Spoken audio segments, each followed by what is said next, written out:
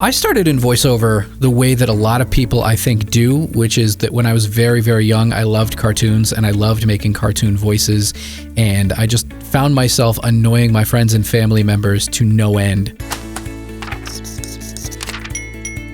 You know, eventually that led to a life in radio, which led to a life in radio production. A woman I worked with actually steered me towards Voicescom. She needed some samples of work that she did to update her demo reel. I uploaded a demo, and sure enough, you know, a job came along, and then another job, and then some repeat business. And how did I get started? I like making voices, I like talking, and then eventually I figured out I could record it. I think what I like most about the voiceover industry, and this might sound a little weird, is that I love the actual jobs that I get, but I love auditioning even more so. I'm going to audition for, you know, this cartoon pilot that is probably never going to air, but screw it, I'm going to audition anyway.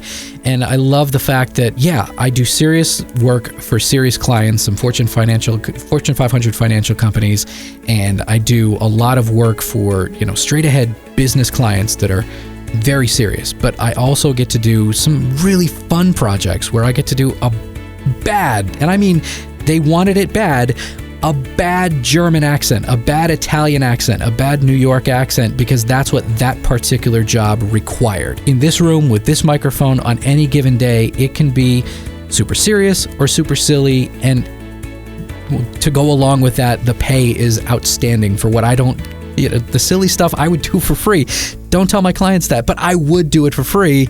I'm just glad I don't have to. The clients that I've had have all been great, and all of them, when they ask me for something and it's totally in my wheelhouse, I love being able to turn around and then do whatever they're asking, and then for them to say something like, "That was great, that was terrific." I'm like, yeah, that was kind of cool, wasn't it? If you're brand new to voiceover, the top 3 things that I would say is, first and foremost, take care of your voice. And it seems strange, but it makes total sense when this is your primary instrument to take care of it. Stay plenty hydrated, drink more water than you think that you should, because that really affects your voice, especially in the hour, 90 minutes, 2 hours after you start drinking a lot. Number 2 is sort of in that same wavelength as far as your voice. When you audition for something, make sure you can do it again. You know, you might be able to get your way through a 15, 30-second, minute-long audition, and then if you're booked for the job and they're booking an hour-long session with you, and, you know, half hour later, they're like, well, where did that voice in the audition go? The third major tip that I would say is that you're better than you think you are, and you're not as good as you think you are. So you're better than you think you are. Yes, go ahead, audition for those things.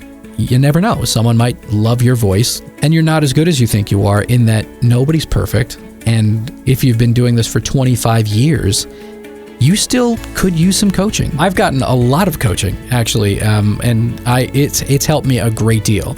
And in ways that I didn't really expect, too, because the fact that I was doing really silly, zany cartoon voices with her, there are things that I learned from her that helped me out in other types of jobs. So even though it wasn't a zany cartoon job that I was doing at that moment, I remember voicing something in a certain way, putting a phrase on something that made me think, oh yeah, that's right. You know, this is something I workshopped with her.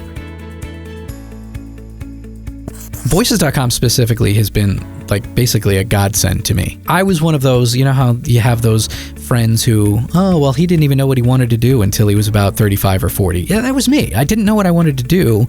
And then all of a sudden I uploaded a demo on Voicescom, and a year later I have very clear direction in life. It's not overselling it to say that there are 2 parts of my voiceover life before and after signing up for Voicescom. It's hard to get a grasp sometimes of who a company is, of what they stand for, of what they believe in.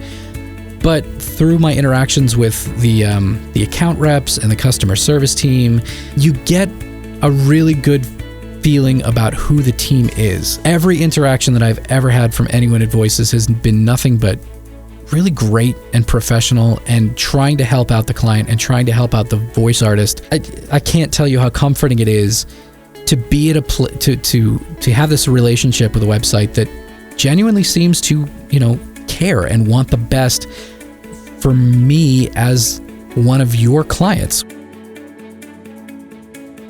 My biggest dream would be to be the recurring voice of some sort of cartoon animated character. And if I'm going to put myself at the absolute top, I would love to be in a Disney Pixar movie. I just love everything that they've done. Besides that, you know, I've got a daughter who's 3. I've got a son who's now 5 months old. And both of them are really, really smart. And both of them are going to want to go to college. And it's not going to get any cheaper between now and the time when they're actually of legal age to go to school. So, you know, what do I want? I want some professional things, and I want to be in a movie, and I want to be the voice of a character, and I want da-da-da-da-da. But at the end of the day, I want to be able to send my kids to the school that they want to go to and to take them on cool vacations. My hopes are to just keep doing this for as long as I can possibly do it, because it's really fun.